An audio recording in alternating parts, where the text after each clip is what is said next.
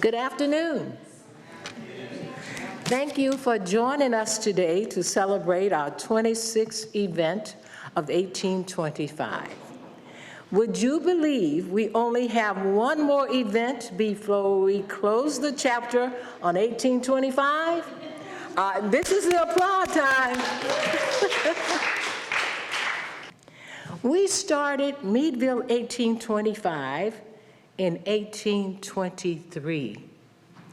A dream that took shape, chaired by Professor Tom Edmonds, a newcomer to Meadville, and I accepted the position of marketing chair, the old comer.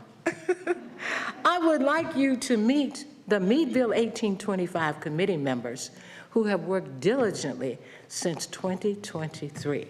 So will you stand? Kathy Maloney, Darrell Ernst, our chair, Tom Edmonds, Dr. Holgram is not here, but Mariana Woods, okay, and Deb Lehman. So let's give them a round of applause.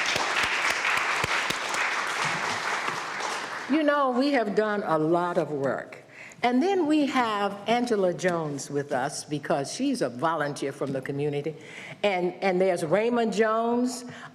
There's a group of people, we have a whole group of people who help behind the scenes. Stand up, Angela, stand up again because we didn't see you. Okay, thank you. We thank the media. You know, Mr. Tomini and Armstrong Cable, thanks to them, you can just see what has gone on before. Editor Mr. Green and the Meadville Tribune, Mr. Vilke, Ms. Doney and Coup 101.7, Mr. James Shields, Mr. Grant Smith at Seven Mountains Media, and Ron Maddox at Bull Mook Marketing. You know, we thank these because without them, you wouldn't know what's going on. So let's applaud them. We also thank the many presenters, volunteers, collaborators, and sponsors. And you'll meet some of them when we get together in December. We have heard excellent presentations from citizens who spent a lot of time researching, organizing, and presenting. And we applaud them. Our speaker today is no exception. But first, I want to recognize his wife, Dr. Angela. So stand up, and their daughter, Olive, stand up. Okay. Thank you so much. Okay. Besides being a passionate bird enthusiast, Dr. Miller is a public historian at Allegheny College. When he isn't teaching, he often goes bird watching with his daughter. He also serves as the current board secretary for the Erie Board Observatory and recently completed a term as a board member for the Presque Isle Audubon Society. He holds a doctorate in history from the University of Iowa. Building on Audubon's brief stay in our city, Dr. Miller will examine the man, the myth, and the complex legacies of John James Audubon. Ladies and gentlemen, Dr. Brian Miller. Thank you for that, Will. I really appreciate it. All right. Well, thank you, Dr. Dixon, for that introduction. It's very, very enriching. So, folks, I am here today to talk about John James Audubon's brief visit to our fair city. However, I am breaking the 1825 bounds of this, and he actually came in the fall of 1824. So we're just a few months before 1825, so we figure it can lump in. So, in fact, it was in August of 1824 when John James Audubon and an unnamed traveler arrived to Presque Isle by sea, by ship. They had come down from Buffalo. And Audubon was returning from an unsuccessful visit to Philadelphia. I'm going to talk about this visit to Philadelphia in just a little bit, but he is returning from this event via Buffalo and then Presque Isle.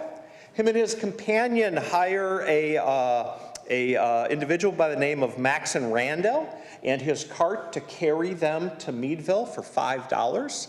And so Maxon Randall and Audubon and his companion begin the travel to Meadville, but it was late in the day, and so they stopped in Waterford, where Randall's house was, and Audubon and his companion were welcomed there for that evening. And in the morning, for payment, Audubon did sketches of the cart driver's 3 daughters. So he was, this was how he made money. Audubon was never a very good businessman.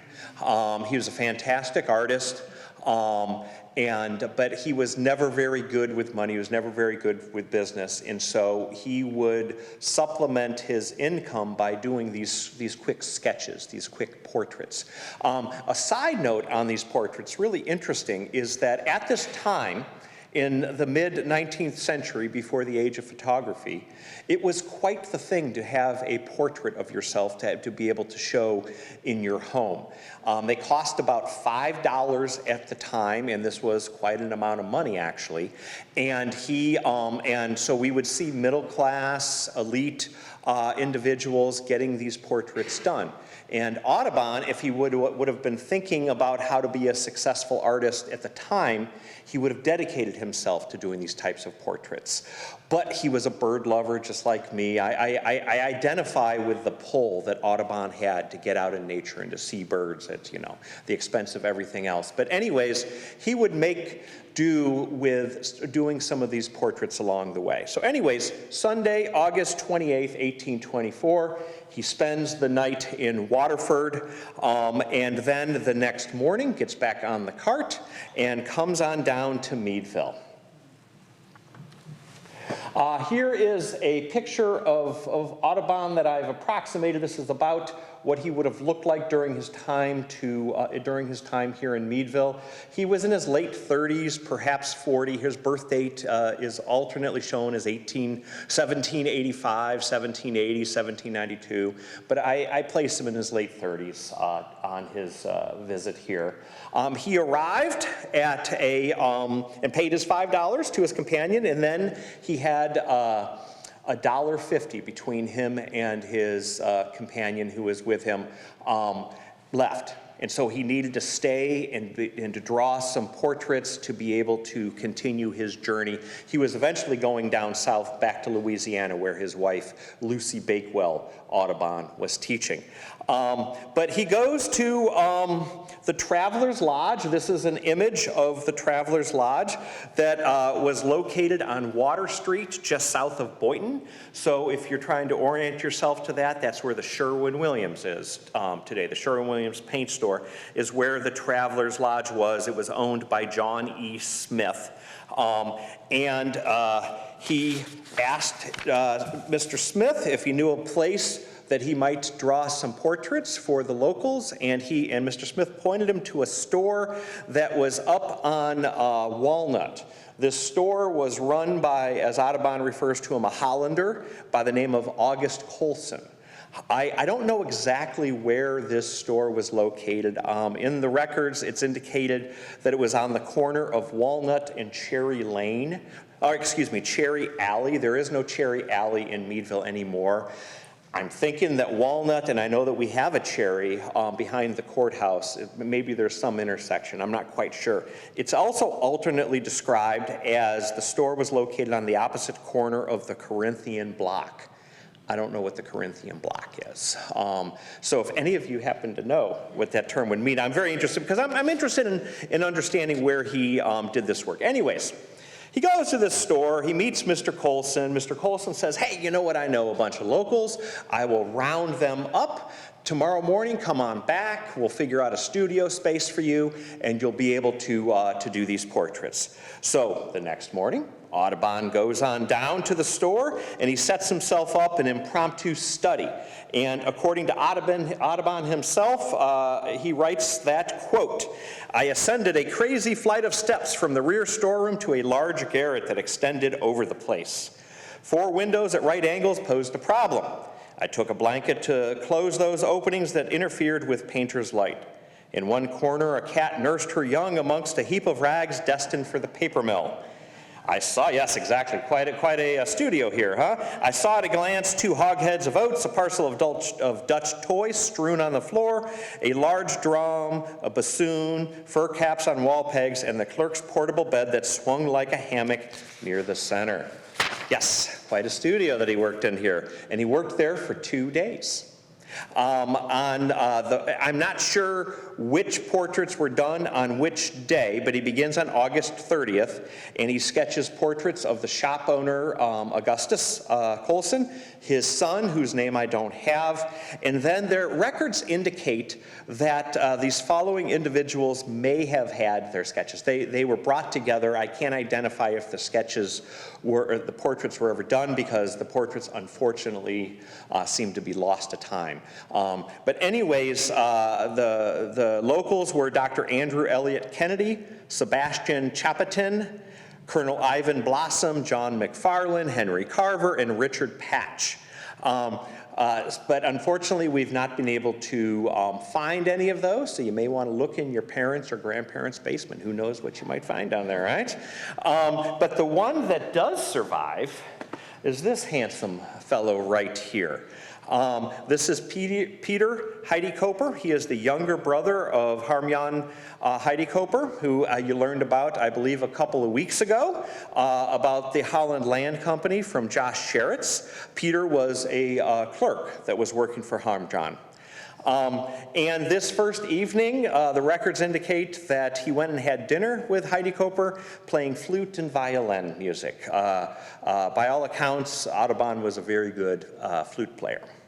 Next day, he continues this work. There may have been some of these people that I've indicated may actually have happened on the first day or second day. I'm not quite sure.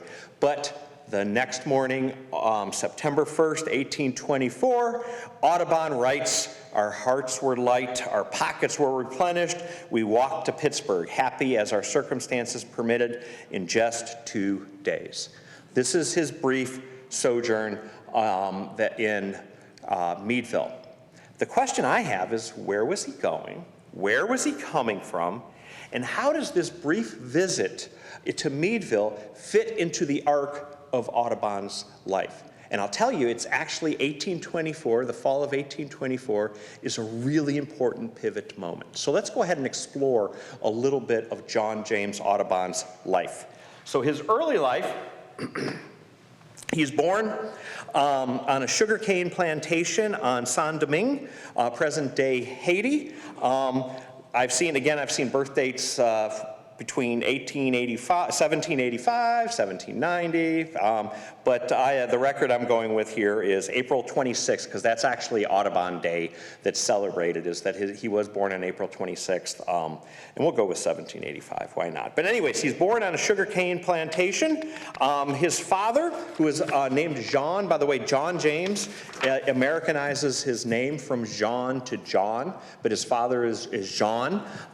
He is a wealthy plantation owner, making money on the sugar that is produced there from the labor of enslaved Africans. So very early in his life, John James Audubon has an awareness of the system of slavery. And I'm going to be talking about John James Audubon and his connection to race in slavery.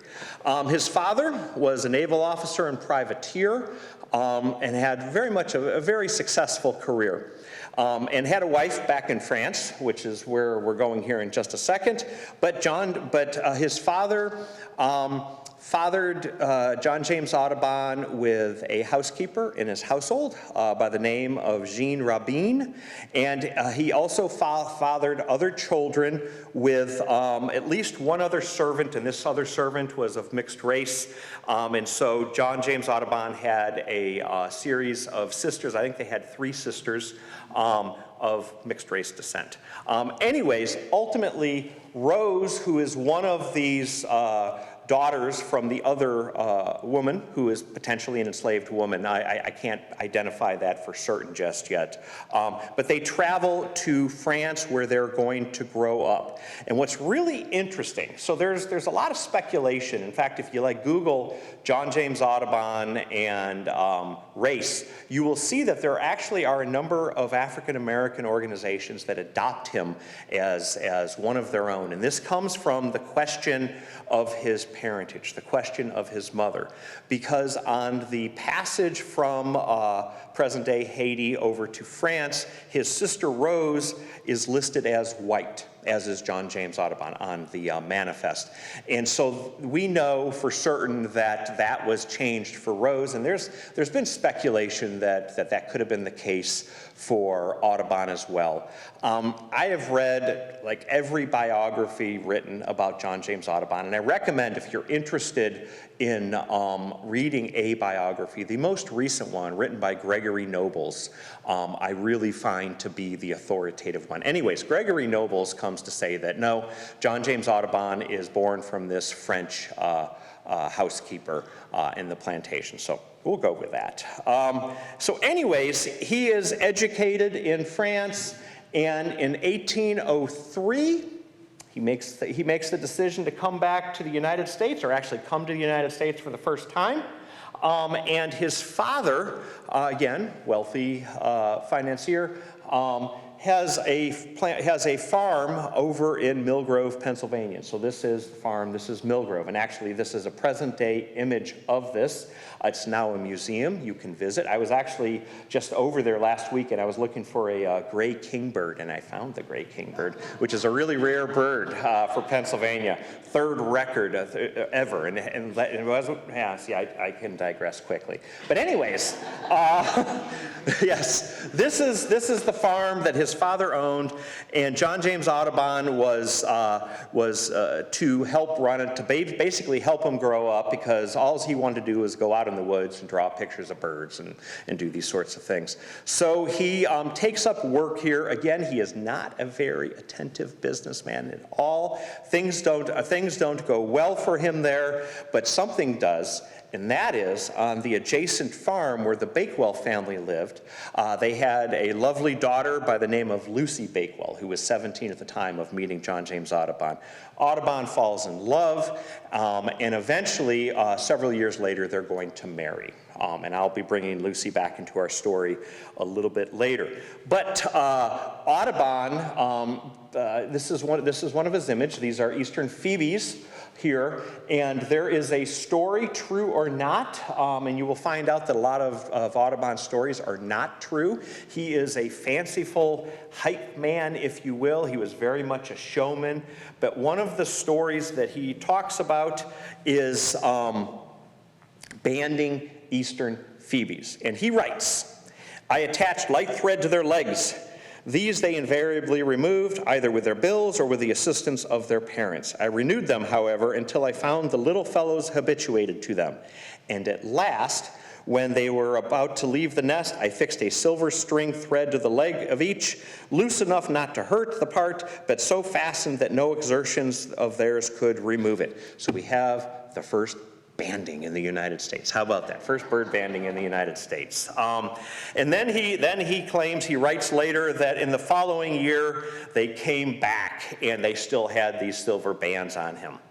The problem is that Audubon, when he indicates the year that they came back, Audubon wasn't in Pennsylvania at the time. But it makes a really great story, right? I'm sure he certainly tied the strings around their legs, but rather if they lasted or not. And this really indicates an element that I want to talk about, John Audubon, the myth. He was very much a showman. He was also insecure. And he's this brilliant artist, but you will see this sort of insecurity drives him to make big claims about everything, to try to establish him as the authority on birds, is where he's going. And we'll explore some of those instances. But anyways, this first story, I think, we can see the beginnings of that. So, afterwards, am I good to go? Nope, not yet. All right.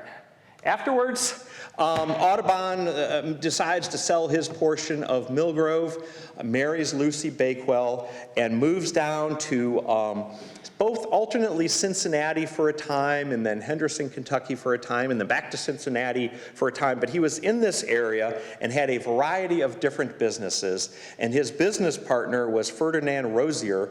And Rozier actually had been hired by his father to look after John James and make sure that he shapes up and you know, gets to business like he's supposed to be doing.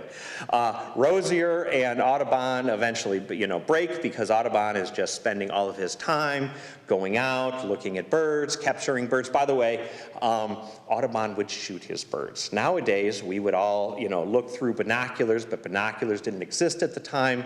But he would go out and he would shoot birds. And one of the things that Audubon does that I find amazing, there's like a before and after moment with Audubon's work.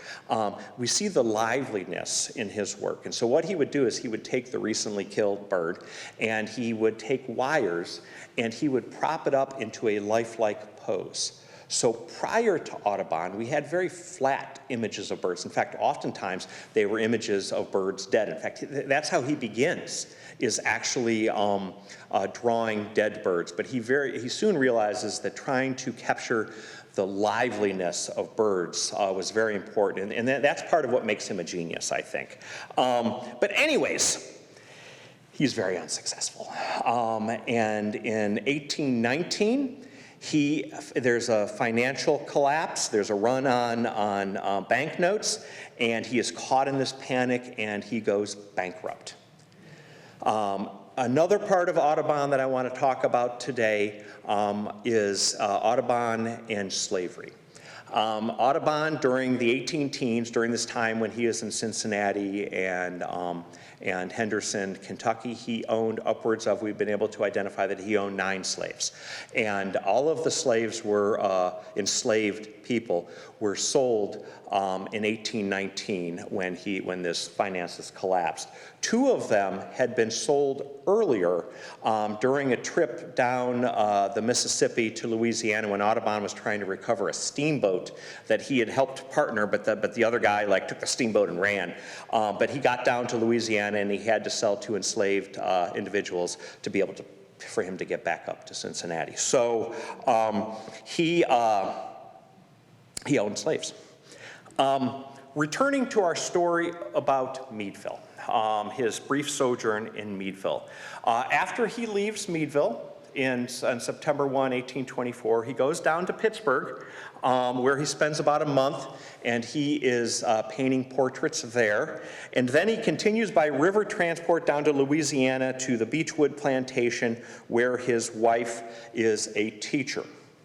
Along the way, Audubon tells a story, and this is an ornithological biography. It's a book, it's a companion book that he created to go along with the Birds of America. And I'll talk a little bit more about this. But all of these stories come from his journals, his diaries, that eventually make their way into this companion piece, ornithological biography. Anyways, Meadville, Pittsburgh, going on down to Louisiana. He writes of an instance when he encounters a runaway slave in the Bayou Sarah. And as the story goes, I'll relate it to you in brief. He encounters this guy and says, "What's going on?" And he goes, "Well, I've got a really sad story. If you'd like to come to my camp, I'll tell you the story." And so Audubon goes to the camp, and he meets this runaway slave's wife and their 3 children. And this enslaved individual relays the story, saying that his previous master, who had been a good master, lost all his money and he had to sell us and he broke up the family.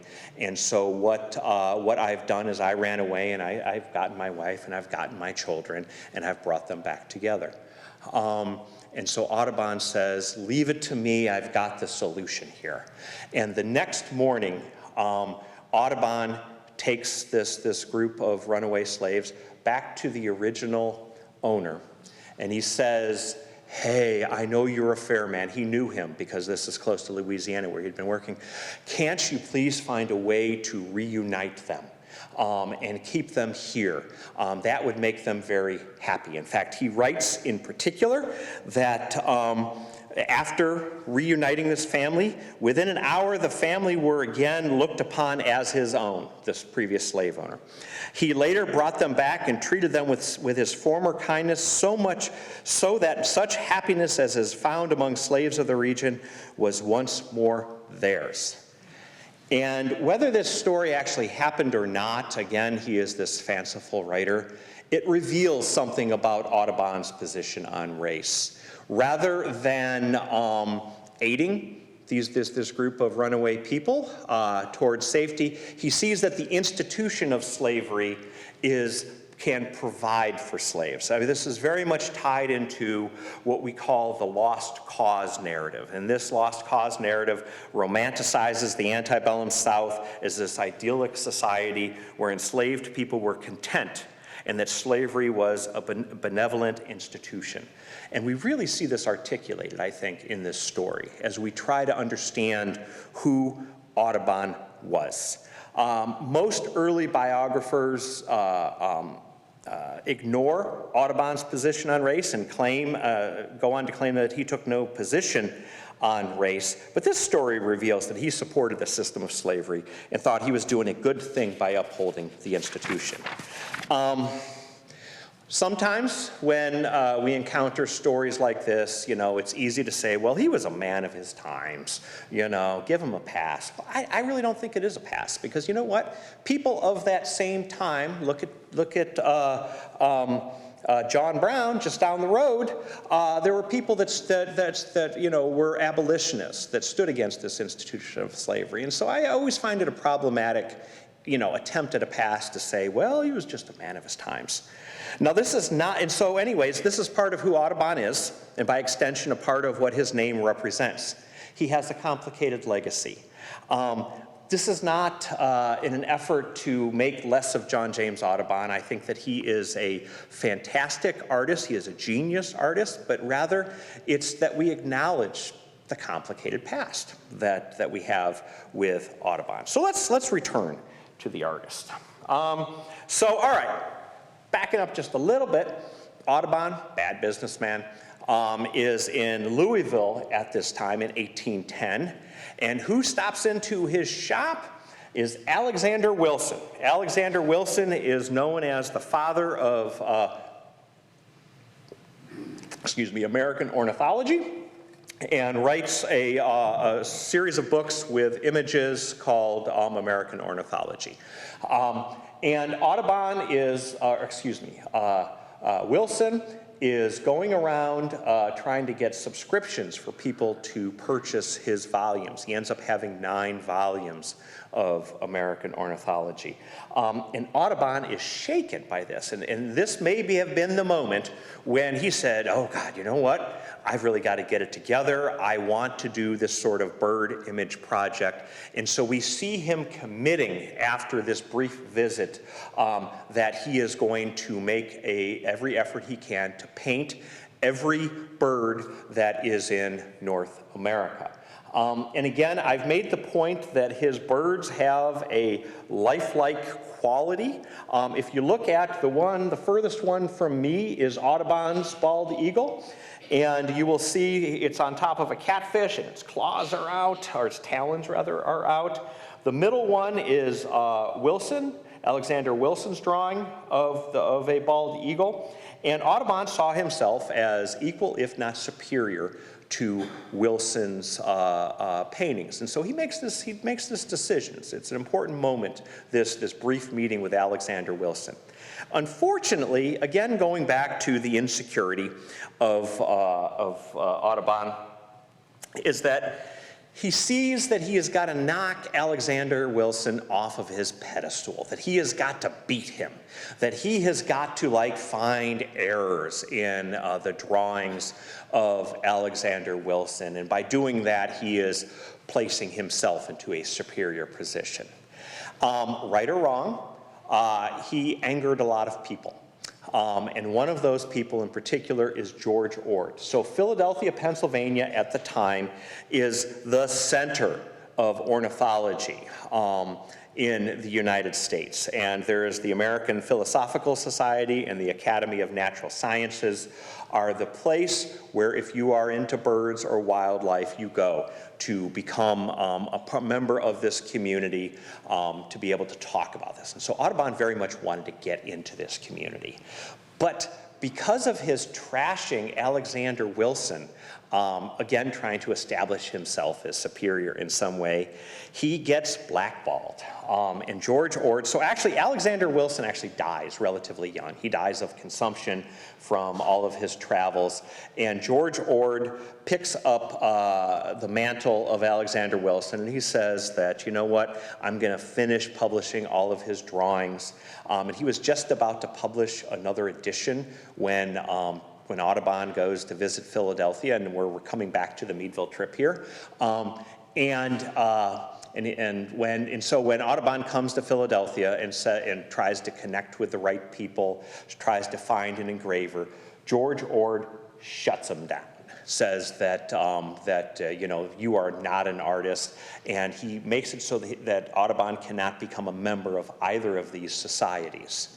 And Audubon leaves Philadelphia in the fall of 1824, in some ways with his dreams crushed. He's got to figure out where he's going to go next. What is he going to do next? And this is where the Meadville stop comes back in, because this happens like within a month after that. He is in Meadville for a few days.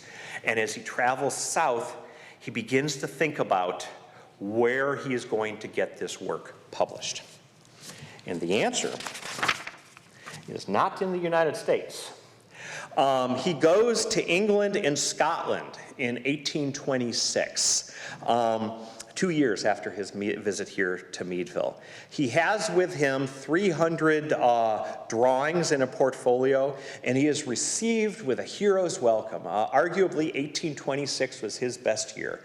He was feted and celebrated at a variety of different showings in England, and he is doing drawings and selling drawings there while he is looking for a engraver to be able to do his work.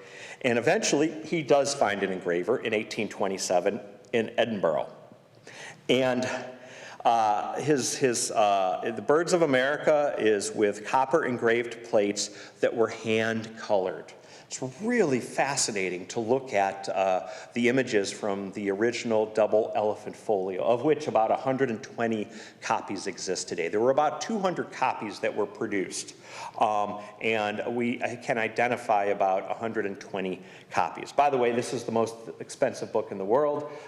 It exceeded the Gutenberg Bible and Canterbury's Tales recently, and sold, I think, for $12 million. So again, look in your parents' basement, who knows? Anyways, there were issues with color consistency from the hand coloring in Edinburgh, so he transfers down to London, finds a new engraver. His name is Meadville. He is the famed engraver because the first 10 plates were done up in Edinburgh, but thereafter they were done in London. The way that this worked is that Audubon found it's very expensive to manufacture this, right? So one of the things that's worth considering is look at how big this book is. Audubon dedicated himself to draw the birds in life size, and that's why the double elephant folio existed, so that we could see birds in their full size. This is immensely expensive to do. Although once the copper plates are made, it becomes cheaper thereafter to do more of them. But how they would do this is that they would produce 5 plates at a time, and each subscriber would receive several pages within a large tin box. And the reason why he did this, he's a very slippery individual on occasion, is that he found out that if he was producing his work in England, that he was required, for all books produced, had to donate 7 copies to all the different royal libraries there. Well, by definition, what he decided to do is not print a book. He printed pages, and thereby got out of the requirement of providing free copies, because it would have been very expensive to have provided these 7 copies. So the way that people got the original double elephant folio is in loose pages. So the binding they did themselves. So these went to a lot of institutions. So the binding actually happens thereafter. And he publishes ornithological biography as a companion piece. And he produces this as a book. But because there's no images in it, it's just the accompanying text for the birds. So there's no text in the Birds of America, for this reason, so that he could get around the requirements in Britain to provide free copies. But anyways, what we have here is his life's achievement. These cost about $1,000, all said and done. So at the time, these were produced between 1827 to 1838. And cost about $1,000. $1,000 back then is the salary, a 2-year salary for a laborer of the period. In today's dollars, it's about $33,000 is what it cost to originally produce this. But interestingly enough, as I was preparing for this presentation, I went over to the Merrick Archives at Allegheny College, and I talked to the archivist, Christopher Anderson, and I asked him if he had anything on Audubon, and he produced a really interesting letter. And guess who this letter was written to? Oh, sorry, let me skip over that. George Washington Cullum. Any of you know this fella?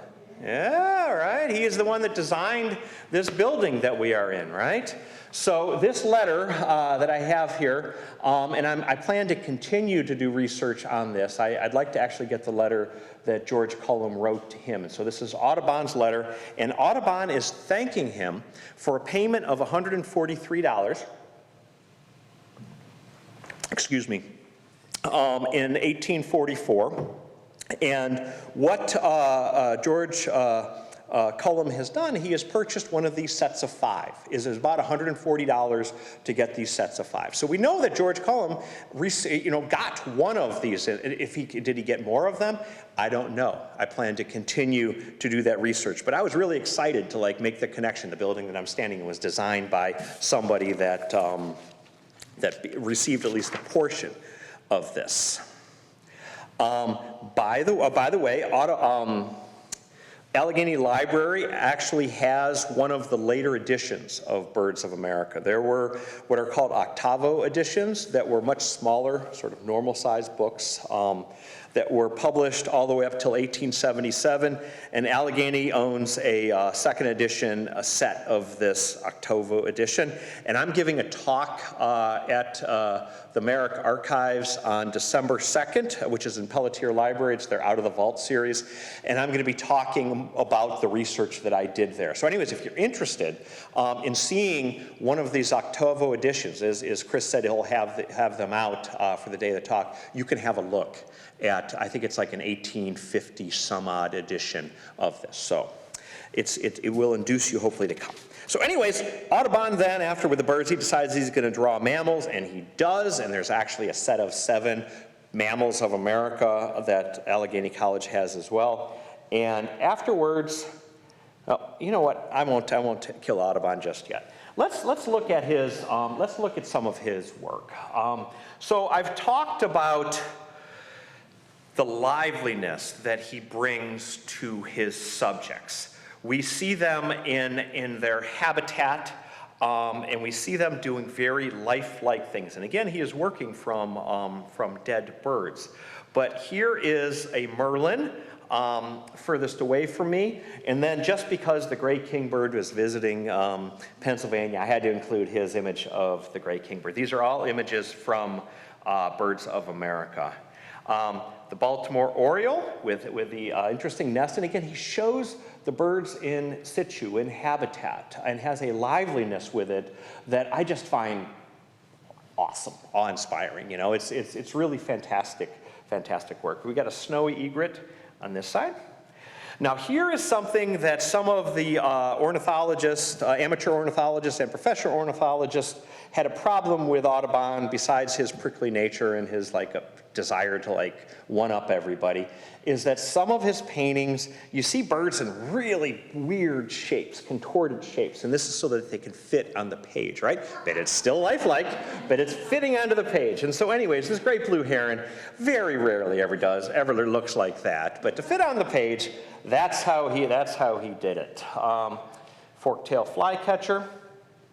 By the way, Audubon didn't do very many of the backgrounds, the flowers around him. There were other artists that did that, and sadly, they were never credited for their work. Also something that looking at the birds of America can give us is looking at birds that are no longer with us. Both of these species are extinct, the passenger pigeon, and then Carolina parakeet on the other side. And so it is, with sadness that we can look at the birds that we have lost through looking at that. And again, I just find his artistry just very deeply engaging, very full of life. Also, talking about Audubon as a showman, is when he gets to England, one of the ways that he garners interest is that he dresses as what a self-described American woodsman. He dresses in like leather chaps and a big leather coat, and he walks around with a rifle. And he really, creates this myth, this persona of him as this frontiersman that is, bringing all of the birds of America to England. And the first bird, the first plate that was made in Edinburgh is of a bird that doesn't exist. This is the bird of Washington. And guess what? Anybody can sort of think what this bird might actually be? Yeah, it's an immature bald eagle, is what it is. And Audubon knew that it was an immature bald eagle, but he wanted to create something about America. It was a way to present his authenticity of presenting America. So he does this bird of Washington, and it's celebrated, and people love it. But again, it's a bird that doesn't exist. And there's really a fantastic series of articles written by a guy by the name of Matthew Haley, H-A-L-E-Y, that writes about this bird and his motivations to do this. And again, for the purposes and the time constraints that we have, it's about him trying to hype his project. In reality, he didn't have to hype it. He's had this fantastic project, but there's this insecurity in him that I interpret is part of what led to this type of stuff. But anyways, still a brilliant artist. All right, I'm ready to kill Audubon. Audubon dies in January of 1851. And am I okay on time? Should I? Fine, good, okay. Audubon dies, 1851. And about 30 years go by, and suddenly we have the beginnings of the Audubon Society, the organization. So I want to close out thinking about the organization a little bit. The first individual that started an Audubon Society is George Grinnell, who is furthest from me. And he starts an Audubon Society in 1888. He is not very successful, and it closes very quickly. He is followed then by the person in the middle, who is Ella Rood, and she also, in Chicago, starts another Audubon Society, and it too is not very successful. And then in 1905, we can connect the modern National Audubon Society to two women in Boston, Harriet Hemingway and Mina Hall, create what we now know today as the Audubon Society. So why was this attachment to the name? What was going on to create the desire to have a group like this? And it had to do with the fashion industry. It had to do with the use of feathers and plumes, particularly in hats and jackets and things like that. So all three groups of individuals were very concerned about this and the harm that was being done to birds. And the very first individual, Grinnell, had actually read ornithological biography, sort of had a little bit of hero worship for Audubon. And as it turned out, he was actually tutored by Lucy Bakewell, Audubon's wife, for a brief period of time in Manhattan as well. So he goes to Lucy Bakewell, who's still alive at this point, and says, hey, I'm starting this society, can I name it after Audubon? And that's where the connection, because of the fame of his images. So that is the origination of the Audubon Society. The Audubon Society, and here's some of their work that they begin to do, and they are one of the primary actors in pushing through, lobbying for a very important act. It's called the Migratory Bird Treaty Act of 1918. And they are one of the chief lobbyists for this. And they're able to push through this landmark legislation to help protect birds. It is now illegal to kill, capture, or harm most native migrating bird species without proper authorization. Hunting is permitted with permit only. And one of the key things is the incidental killing of birds. So in other words, if your business somehow kills birds, that is illegal. And so an example of this is wind energy. I know wind energy is a fantastic alternative resource that we have, but oftentimes those windmills are placed into what are the great flyways. Although I know Sarah won't like me using the word flyway, but the place that birds often go through. And so we actually see the killing of eagles and other migrating birds through this. And so this law protects against that, right? And so just to illustrate the importance of what the Audubon Society has done and continues to do. And by the way, not for nothing, personal aside, this legislation under the current presidential administration is being rolled back, as you might imagine, and providing business owners, they don't have to follow this act now. So we are at an interesting moment. All right. But anyways, I deeply support the mission of what Audubon Society does, but I have a question about their name. And it has to do with the complicated legacy of Audubon the man. What we've seen in the past 5 years is that there have been a series of discussions. And I was part of a discussion with the Presque Isle Audubon Society when I was a board member there about considering a name change. There is a complicated legacy that needs to be acknowledged. There's also the notion of inclusion, the idea of inclusion, that having Audubon as the name of the society may be making people not feel included. And so there's been a series of chapters, of Audubon chapters, that have adopted Bird Alliance as a name, as a way that still stays on mission, but offers a different framing and removes the complicated legacy of Audubon the man, not Audubon the artist. Deep respect for Audubon the artist. So this is something that I wanted to make mention of in this talk, is that there continues to be conversations about the legacy of him as an individual. But the thing that I want to close on is Audubon the artist. This is my daughter Olive's very favorite Audubon print, peregrine hawks, or peregrine falcons, we would call them today. And actually Audubon had called them also gray-footed hawk at the time, but these are peregrines. And again, you see the liveliness here, right? You see sadly they're eating ducks, but there's a lot of like the experience of life in these types of images. And so I want to close my talk by returning back to him as an artist. And then finally, to think about his brief stop here in late August 1824.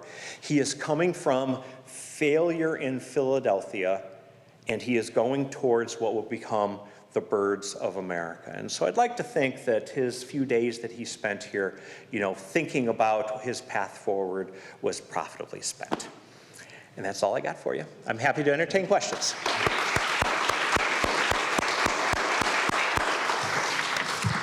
Yes, please.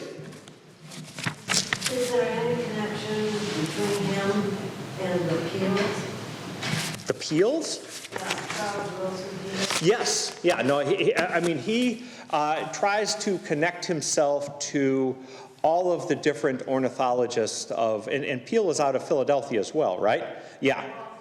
Right. So yes, there is a connection. He is familiar with him. Again, he is blackballed in Philadelphia and then New York as well, New York City. But then he goes to England, he becomes very successful there, and then he is received back in the United States. So it's his reception after The Birds of America has been published, is that he returns, that he all of a sudden has become this figure, and he gets admitted to all these different societies. And so that's when he was dealing with appeals. Yeah.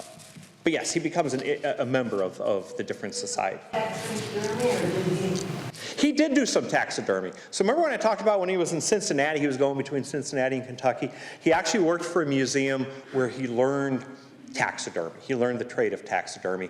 And I think that his using wires to position birds, that was the beginning of thinking about how to create lifelike poses. But so yes, he was trained as a taxidermist. He could do taxidermy, but his primary focus was on his art. Other questions? In the back? Miriam? A question and a comment. So the comment is, it used to be, and probably still is, the same Natural History Museum in Philadelphia. Yeah, yep, continues to exist. Displays the folio, does the turning of pages. Yes. White gloves. Yep, and actually I've got embedded in here, I didn't know if we'd have, do we have Wi-Fi? Yes. I've got a video of the page turning that I'll do here in a minute. Yep. But the question was also, I heard a little bit about his long-suffering wife in Millbrook. Did you gather anything from She had a rough life. So she would follow him around. Sometimes she would be left in Henderson, Kentucky with her two boys who both grow up to be artists. And Audubon would go off, to try to draw his pictures and would occasionally send money back. But she eventually became self-sustaining through being a tutor or being a teacher. So she would follow along with him and would be a tutor or a teacher. Sometimes her and Audubon worked together in teaching. But she almost left him. When he goes to England for 2 years, when he is doing his first successful reception there, and the plates in Edinburgh are being produced. He actually comes back to the United States because he's got to do more drawings to continue with this. But they're separated for 2 years, and the letters that they have going back and forth between them is really heart-wrenching, and it's almost like you don't think you should be looking at it. It's too deeply personal. But she's really angry because he continues to go off on his own. He never sends enough money to provide. And to be completely frank, Audubon wants her to come over to England. And in many ways, the way that it's written in the letters is that he wants her to come over and be the business manager for the Birds of America project. Because trying to keep an eye on the engraver and the colorist and all this stuff, he's not interested in doing that. He's interested in the showman. So yeah, Lucy Bakewell had a life yeah. So yeah, thank you for bringing that out. Yes, please. Is the Philadelphia folio the closest first edition? Yes.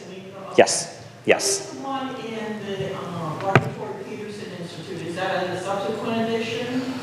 I'm not sure which. Yeah. Right.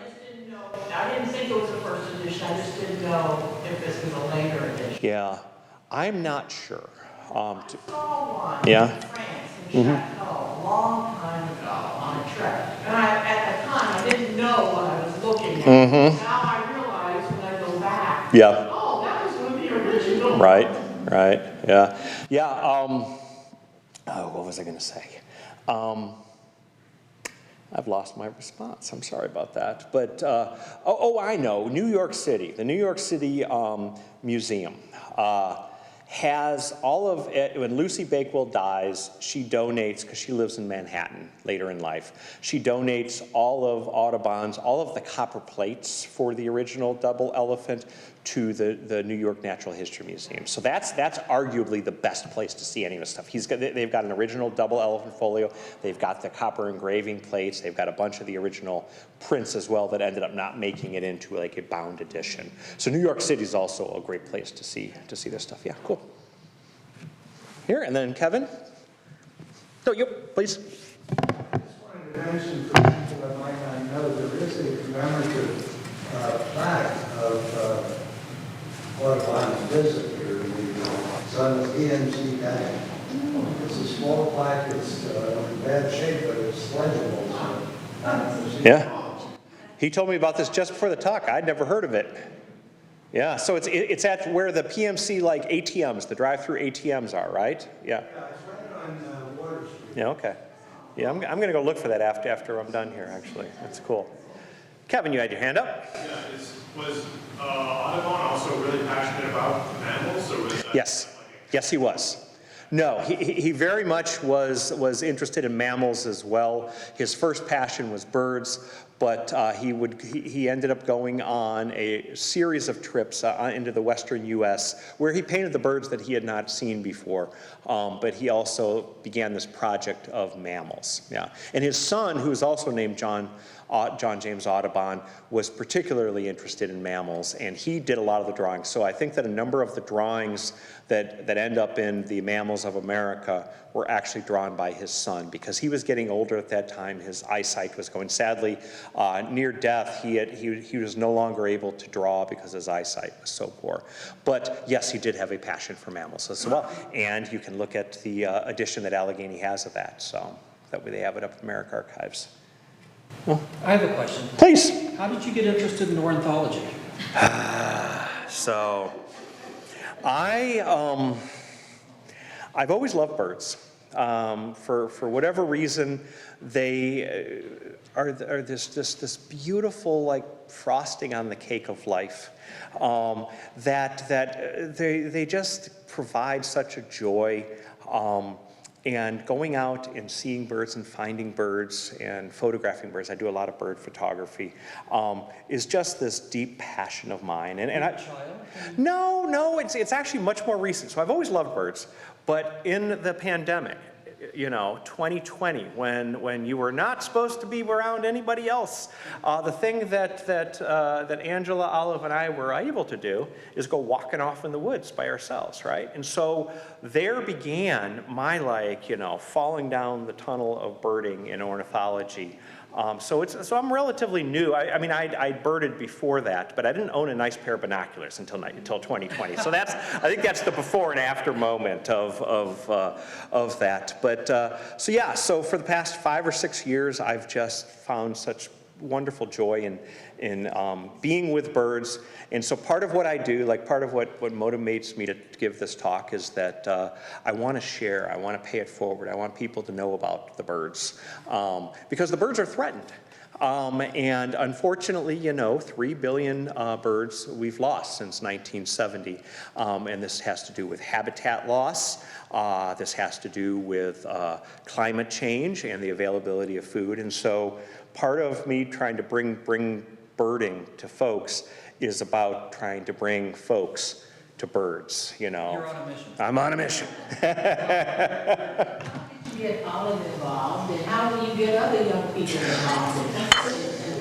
Right, well, Olive just tagged along with me, but Olive became a little leader. Olive would do drawings of birds, but I'm actually doing, with FCCA, I am helping to lead a series of bird walks in this next year, trying to give the opportunity of getting out into nature, getting away from your phone, for kids to be able to connect with nature. And so I'll be leading walks around Woodcock Lake and over at Conneaut Lake and places like You're that. doing that through FCC? FCCA, yeah.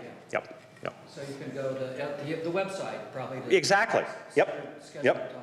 And also, Erie Bird Observatory does bird walks. And that's a great way that EBO sort of advertises the same sort of mission that I was articulating for myself. I think EBO has as well, and even beyond that. They have bird walks is another way for folks to be able to connect to nature. Your enthusiasm for birding is infectious. Mm. So thank All you. right, thank you.